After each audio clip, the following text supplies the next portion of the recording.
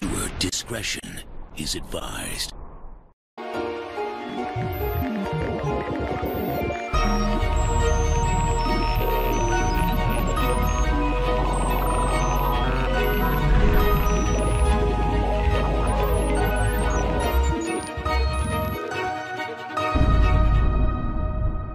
I'm not trying to push you. Let's just hurry the up, you slow-ass biatch. Hello, everyone, and welcome back to another episode of Three Geeks Flix.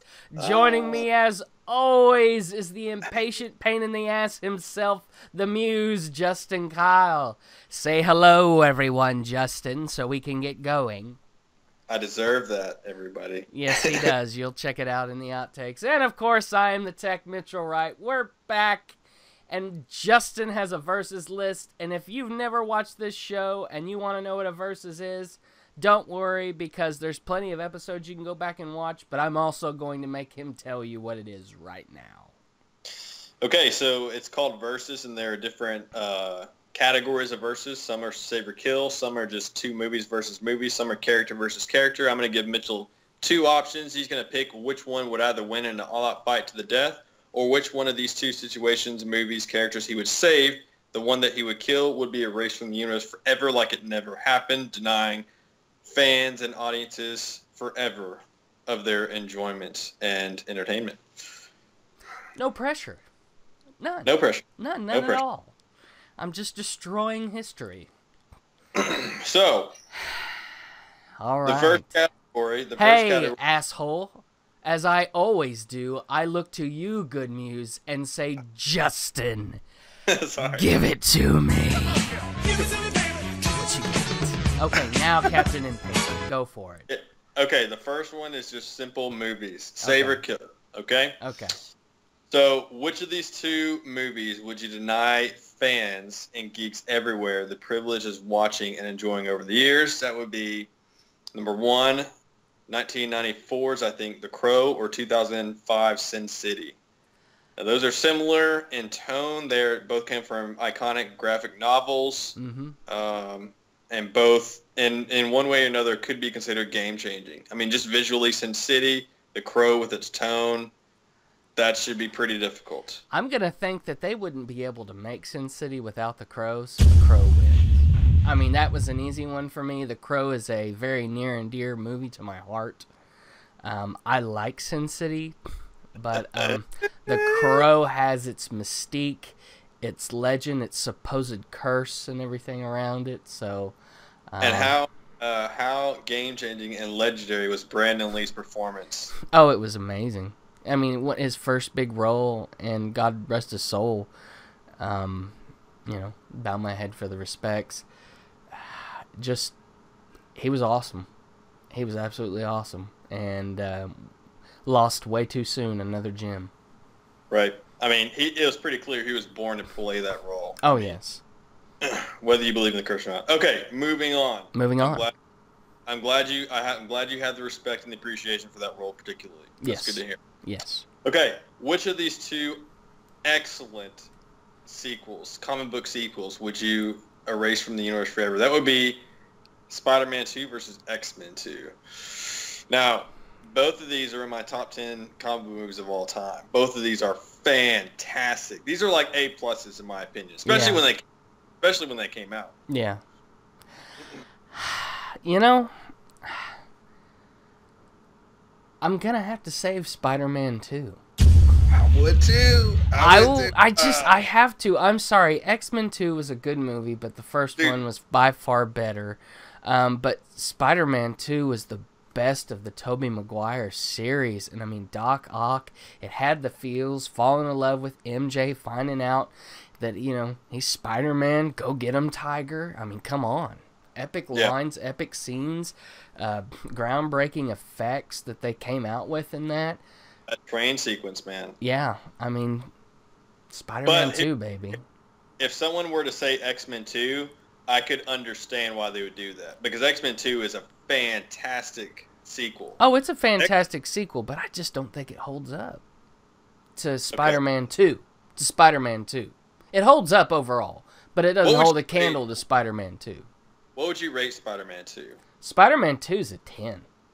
For comic book movies, it's a 10. I can see that. It's yeah, the graphics. It was a 10. Yeah, the records. Yeah, and the soundtrack. You know, had a great original source music. I mean, yeah, Friends Don't Let Friends Listen to Nickelback, but at least it had Josie Scott from Saliva, so it had that going for it.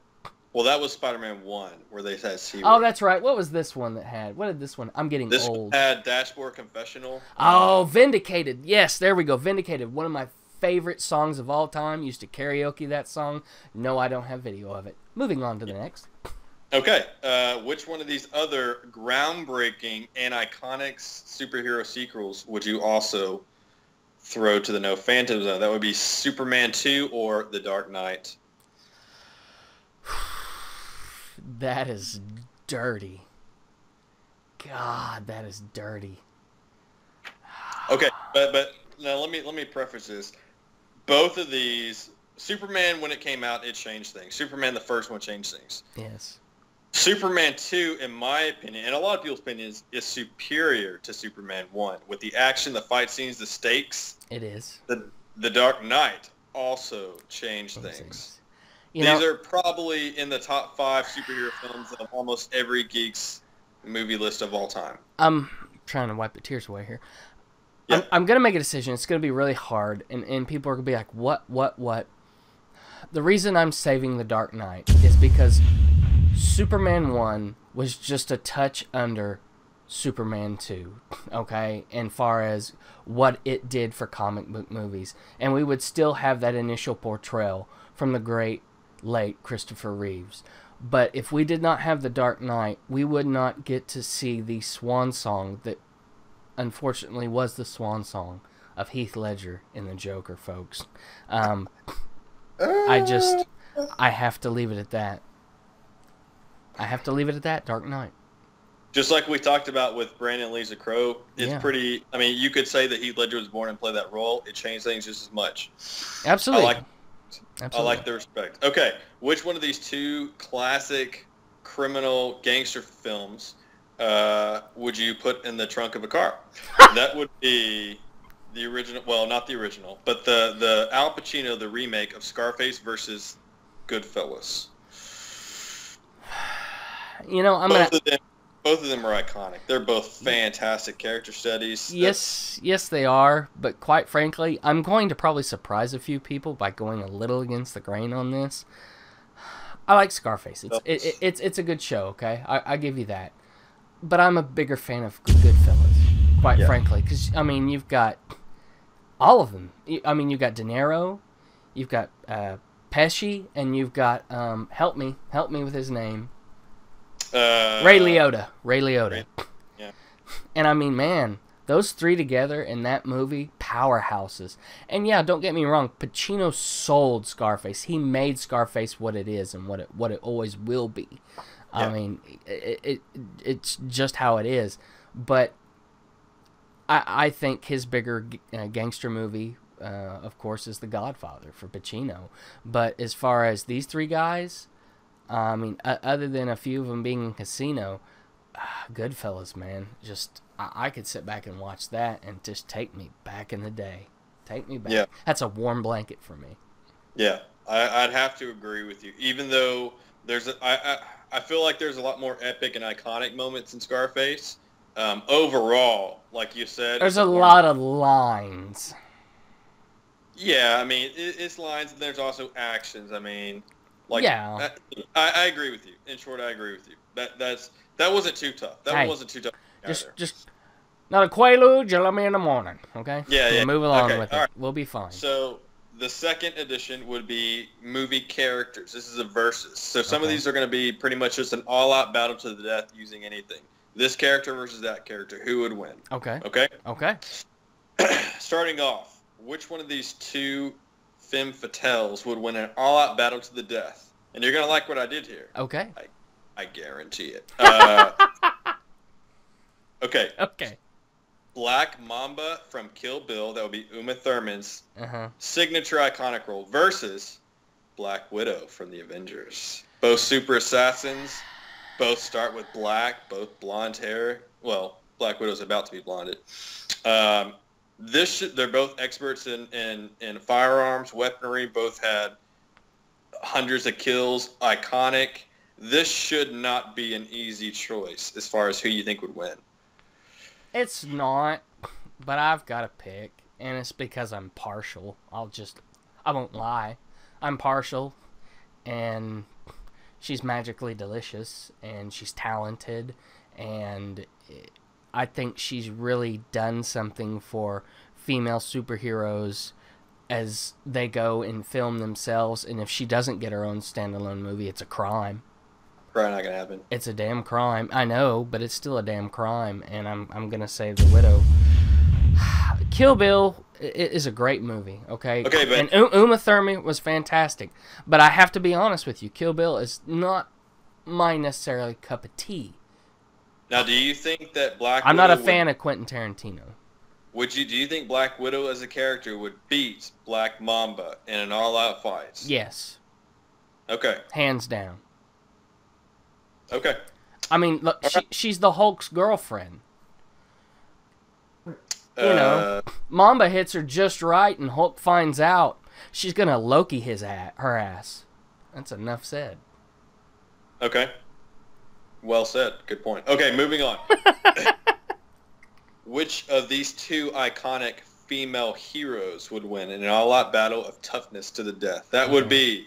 Okay. Sarah Connor's character from T2 or Ellen Ripley from Aliens? Ooh, now this is a hard one for me. And I'm not going to cop out. I'm not. I want to, but I'm not. And see, and I'm torn now because Sarah's coming back in the new Terminators with James Cameron. Yep. But Sigourney Weaver's Ellen Ripley is freaking... She's legendary, man. Yeah, but so she is... spanned every single Alien movie and has been a bad ass in every one. And then in those last few, after they, did that DNA replication and everything to try to remove the alien from her, she just became a bigger badass. This is tough because then you have the woman that knew the end of the world was coming and stopped it a couple of times and may stop it again. We'll see what happens. I'm torn. These are epic, iconic roles of very strong women in action films showing you that they have the chops, and they put a lot of the guys at that time to shame.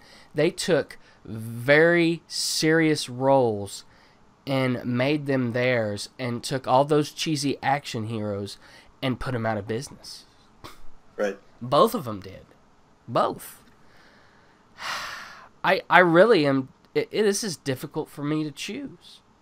You have one double knockout.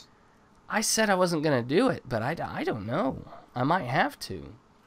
I honestly don't see who could come out on top on this. I honestly don't. I think they would both honestly knock each other out. I don't see how you pick this. I don't. I mean, am I wrong? Well, it's tough because I agree with everything you said about Ellen Ripley, and then I just get a flashback to Sarah Connor doing chin-ups in an insane asylum that she's about to break out of. Like, I mean, yeah, T2, even afterwards when she's all tacked out, like, she literally is probably the toughest woman on the planet. Ellen Ripley's not on the planet, though, is she? She's the toughest woman in the damn universe. I don't know about that. Oh. I'm just saying. Oh. But I'm going to double knock it out. I have to. Because you and I, we're just going to argue. Well, if that's how you really feel she's the toughest woman in the universe, then the Earth is in the universe, so she should win, theoretically. Yeah, but we're also talking about different timelines and everything, and I'm not going to get into the alternate universe crap, so double knockout, okay? I said it, I'm done. You're 100% sure this is the one you're double knocking out? I double knock this one out, and I'll just face the consequences later. I'm glad you said that. Yeah, go screw yourself. Oh my. This is one of those situations, people, where you're thinking if you're watching a television show, he has no idea. Yeah, and you have to forgive me. Yes, I have a little bit of a potty mouth tonight.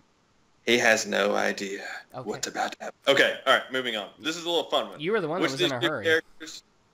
Which of these two characters would win in an all-out battle of murder? That would be American Psycho's Patrick Bateman, the genius portrayal of Christian Bale, versus Mr. Brooks by Kevin Costner. I'm gonna say Mr. Brooks, man. I mean, Kevin Costner's portrayal of Mr. Brooks. I mean, that dude is like super smart. He's not sloppy. He's methodical. Yeah, you can definitely say that. Genius. Christian Bale. Yes, he was. I mean, he was a heck of a killer in that movie, but he was sloppy about it, and quite frankly, he's gonna get caught quicker than Mr. Brooks ever did. Yeah, you're probably right. A little fun one thrown in there about midway. A little something. Little something. Okay, moving on. This one should be pretty tough if you really know the characters in the movies. Okay. In an all-out battle, using weaponry of all sorts, knives, swords, guns, hand-to-hand combat, an all-out battle to the death. Right. John Wick versus the Accountant.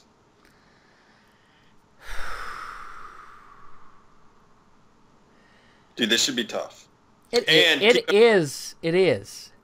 Keep in mind, they just greenlit an Accountant too. That movie's coming in, which I'm so glad they did that. And they're also working on John Wick 3. 3, that's correct, yes.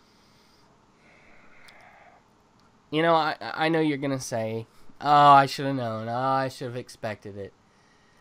But you know I'm going to go John Wick. Because Keanu Reeves is my boy through and through in all walks of life. Now, Ben Affleck's the Accountant. He is becoming, especially if this Accountant 2 happens, he's quickly becoming up there in the ranks of Wick and Bourne, and then we're going to have the Accountant as well. So it'll be interesting to see how this plays out. But right now, I'm going Wick simply because it's my boy, and he's been kicking ass for years. Right. I respect that. You bet. I'm right there with you. Okay, this one's really tough if you think about it. Okay. An all-out battle using only guns. In fact, they're signature guns. Okay. Judge Dredd versus the Claret from Equilibrium. And see, a lot of people might not know the Cleric from Equilibrium is Christian Bale. Now, it was kind of a in between an A and a B movie.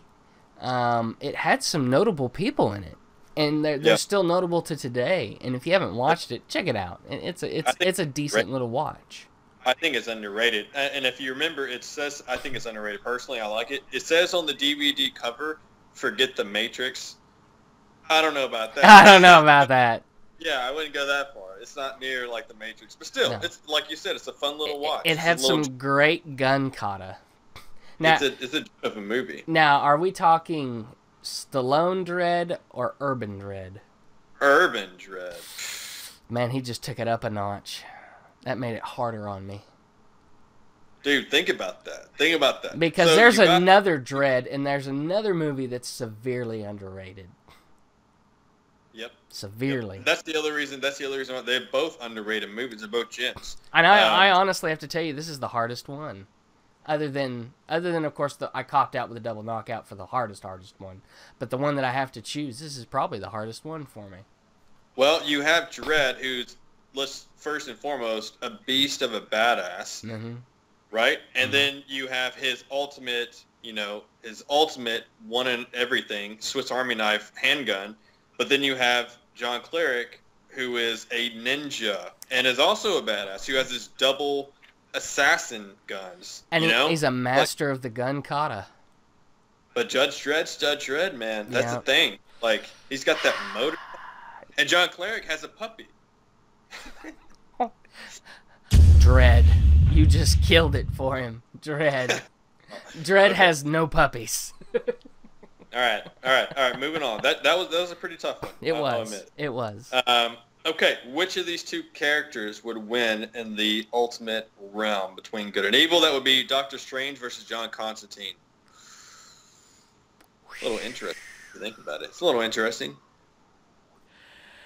Don't underestimate John Constantine, man. He's taking on the devil. He's taking on. That's all I'm saying. And it's your boy Keanu. I know. And I'm trying to be objective, and you're being a jerk. Just saying. Yeah, I'm just saying, too. Golly.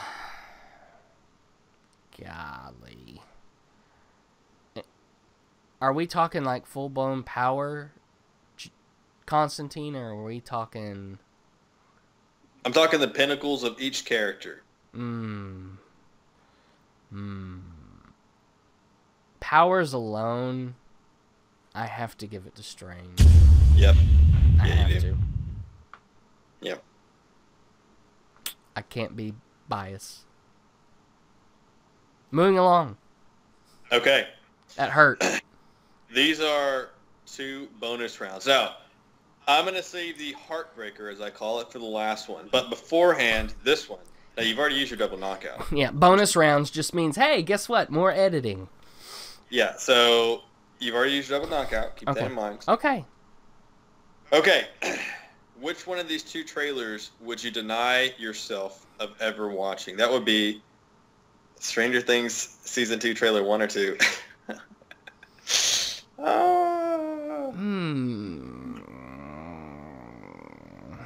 Season 2. You would, well... There would be no Season 1. You made that too easy on me. Okay. So... You're like, damn it. Alright. Now, this is probably the hardest single one you will ever get. Okay. This one's serious. And if you go back and watch this show, this particular episode of this show, you're going to see little breadcrumbs leading up to this. This is not an accident. I have it written down. Okay. I'm trying to prepare. Take a big breath. This is going to hurt. Okay. Which of these 2 actors' iconic game-changing roles would you wipe out from existence forever? Heath Ledger's the Joker or Brandon Lee's the Crow?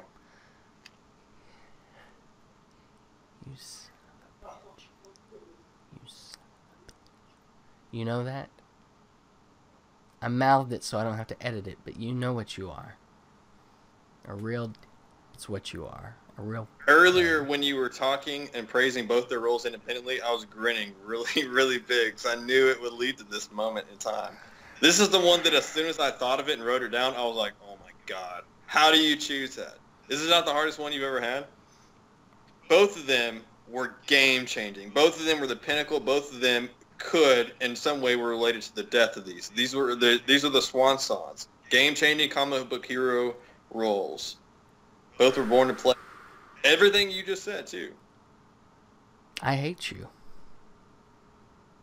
I mean, I thought it was just a fleeting, moment, kind of a passing thing every now and then, just an angst, but I'm pretty sure it's real. It's gonna break my heart either way. And it is breaking my heart right now. I'm gonna have to say Brandon Lee's the Crow. Oh. I feel dirty.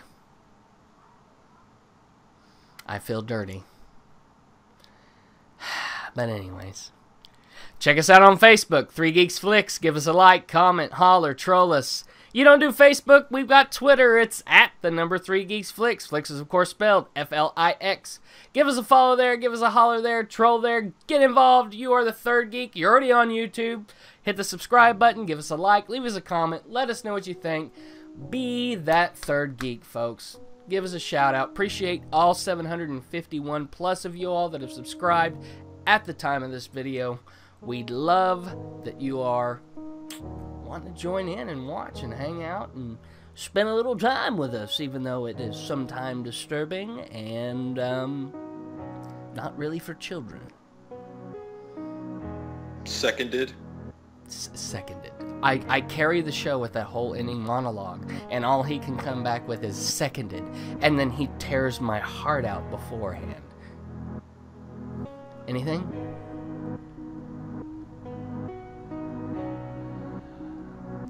If I die before you, I will haunt you. But anyways, no, you don't get the last word.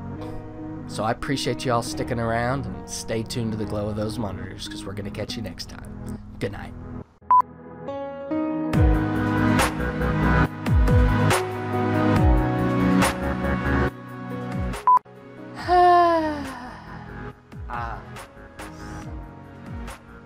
Are you you okay? Do you need to take a minute to let that soak in what just happened? Think about this for a second. You just wiped out of the universe Heath Ledger's Joker. Would you shut the hell up? Are you okay with this? Is everyone else okay with this? Are we gonna let this happen? Well, that's all right, because you know what? I wouldn't have done it if you wouldn't have made me. I don't make the rules. I don't even make but you make the questions. Quite frankly, I hope someone spits in your mouth while you sleep. Yeah, well, even I don't like me sometimes. Keanu! Emilio! Emilio! Yeah, and I swear you like doing these shows just to see me uncomfortable and not in control and emotional. That's correct. I do, yes. I'm an emotional wreck! Only after these shows. Why don't you look at me I lost it. I don't know where it's at. Great. He's asking me if I'm ready, and he can't find his little thing. My little thing. Don't go there. Like, I can't even begin to tell you how old these are. Because I didn't buy them. I acquired them. From someone else. Didn't steal them. Not like some people on the show. Is that pointed at me? I said some people. I said or some the people. other people that are on the show. How does anybody not know that there's more people that work behind the scenes other than the fact that I said there's only 2 of us last show? Yep. Well. That's a good point, though. I didn't think about that. Sorry. Totally threw you under the bus on that one. Yep. I'm going to stop recording, though. Alright. Because I have a few things I really want to say to you.